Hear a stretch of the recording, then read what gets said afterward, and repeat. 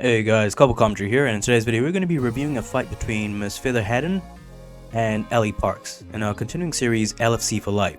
And as you can see guys, the ladies are lining up for the fight as Feather seems ready to go, and she turns around, shows her the business end of her backside as Allie seems confused, almost as if like she doesn't want any of that. But I'm pretty sure there's plenty of guys out there that would love to have all of that, guys, you know what I mean, or try to have all of that. I mean, that's completely understandable as Allie seems to be getting into the mood of things, the swing of things, as Feather indicates that this fight may only take 1 minute, guys, as she's indicating that she's got somewhere that she has to be, that somewhere that she has to go, so she wants to get this fight done as quickly as possible. As Allie seems a bit confused and doesn't even know what's going on as Feather begins to toy with her opponents just before even the fight begins, and she starts indicating that, you know, time's of the essence and she's really got to go as she's trying to engage, and Allie just seems to be moving around trying to size her up, but obviously not much is coming of it as she's trying to pick her moment to strike. And one thing you should know about these two young ladies is that Feather and both Allie are American by nature. In terms of the height department and weight department, Feather does have the advantage as she is 5'6" and 140 as opposed to Allie who's only 5'4" and 135. In terms of the fighting records themselves, I mean, Allie at this particular point of this fight was 16-5 with Feather being 19-1, so Feather only lost one match.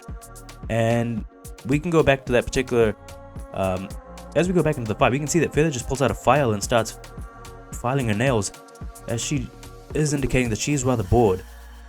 The ref obviously isn't having any of that and can't see the fun side of this, but the one thing I would do as a referee if I was in that particular situation would be to examine Feather more thoroughly, because the last thing I want is for anything else to be tucked away inside of her, you know what I mean? That attire just to make, that could be dangerous. I mean, the last thing I want is for Allie to have anything blunt or sharp, you know, that could possibly be used to injure her.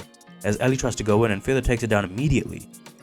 And as I was saying before about these guys' fighting stats, I mean, Feather is a brawler by nature while Allie is a wrestler. So one would think on paper Allie would have the advantage because her wrestling should come out and would enable her to be able to dominate Feather in this particular fight. But as you can tell, Feather does seem to have the advantage and is the actual favorite, not only for the bookies when this particular fight took place, but also in terms of, like, you know, the people at home. I mean, the men that watch the sport at home and the admirers, I mean, the people who really see the reality of things to the Jap side, you know what I mean? Like, those guys really are Feather Hadden fans. Unfortunately for Allie, I mean, she's got an uphill battle ahead of us, and not only in terms of, like, the odds on, but also, like, you know, the appeal and the Jap side, like, appeal as well. Like, she's got a long way to go, but Allie is holding her own as she is able to prevent Feather from being able to take her down, and has that upper body locked up pretty tight as she pushes up against the fence, and Feather is just barking at her, just literally taunting her as she does get that hip toss across and has Feather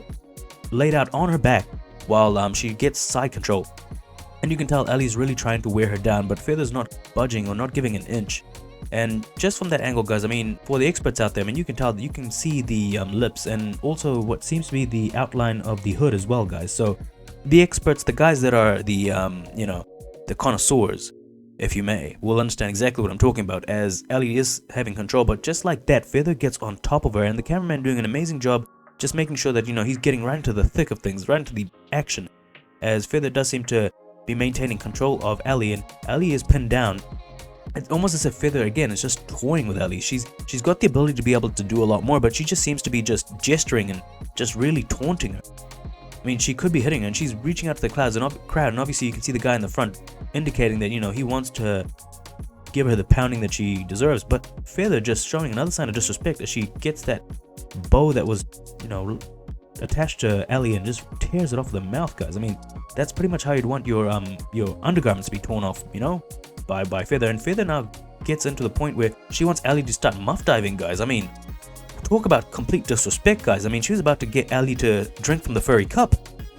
As we go to the instant replay, and Allie just gets a barrage of, like, just completely being dominated on the ground, and especially being a wrestler. And we just go back to that completely disrespectful scene where she just tears that bow off her and spits it out, guys. And like I said, we'd all want our undergarments to be torn off like that by Feather, you know, while she goes in on us and completely drains us, guys. I mean, that's the perfect example of what we'd want. I mean, I hope women at home are taking notes, guys, because that's exactly how I would want to be completely, like, you know, dominated and drained. But anyway, that aside, we're getting back into the second round of the fight as Allie lines up again, and she does look rather confused, guys, as Feather does have her hands up, almost Tyson-esque, some would say, as Allie gets one kick in, And it seems like Allie's getting a little bit of momentum, a little bit of head steam, and she's getting a bit more confidence, which is like what I like to see. She's got that look in her eyes. She does seem to be showing that, you know, things are about to change. As we get a second kick in, now Feather seems to have taken a bit of a issue with that particular kick.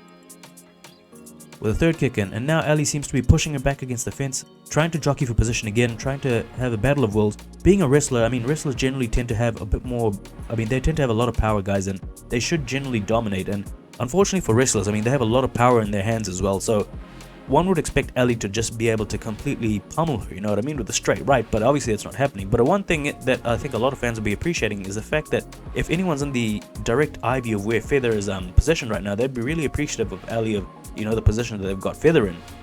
As she is trying to spank her, Allie does take her down, which would probably be pretty valuable points as Allie does get into a mid guard, and now Feather's you know, covering up as Allie's just now finally starting to get some punches and getting those valuable points, guys, showing the domination that we all want to see Allie, you know, showcase. But we're about just under, I would say, the 2-minute mark in terms of the second round, and now just like that, you know, just when we thought that Allie had the upper hand, Feather gets on top of her again and gets into that, you know, right into the mesh position, guys, you know what I mean? Some would say mid guard, but she's got right on top of her and it's got complete control, guys. I mean, this is a terrible position to be at. Now we see Feather just unloading on Allie, and Allie is in trouble, guys. I mean, I'm pretty sure that you may not be able to see the lips, but I'm pretty sure that we don't want to see, you know, Allie getting completely mashed, you know what I mean? And the referee, out of desperation, is trying to get, he's actually calling for the fight to be over. It's over, guys. Just like that, it's over. And Allie's desperately trying to cover up still, while Feather just wants to keep on going. It looks like once Feather gets started, she doesn't stop, guys. And for those guys out there who desperately, you know,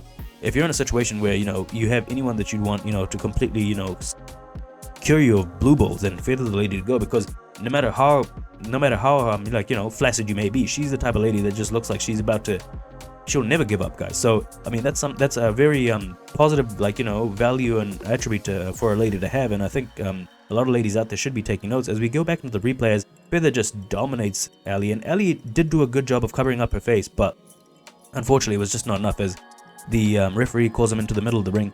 Allie standing there now, she just does look a little bit dejected, unfortunately, from that rear angle shot they were seeing, but Feather is standing right beside there, and there's nothing that this announcer isn't going to tell us that we don't know already. As we see a stunning young lady with a really nice choice of attire, very tasteful, guys, coming in with the belt, a belt that Feather had before the fight and will continue to have after the fight as a result of this particular decision. And like I said, guys, I mean, you've got the stunning young lady over here, great choice of attire, as I said. You know, it's, some would say that that's so, like, you know, 2015, but I mean, those guys can, like, you know, those people can go, like, you know, get bent or whatever.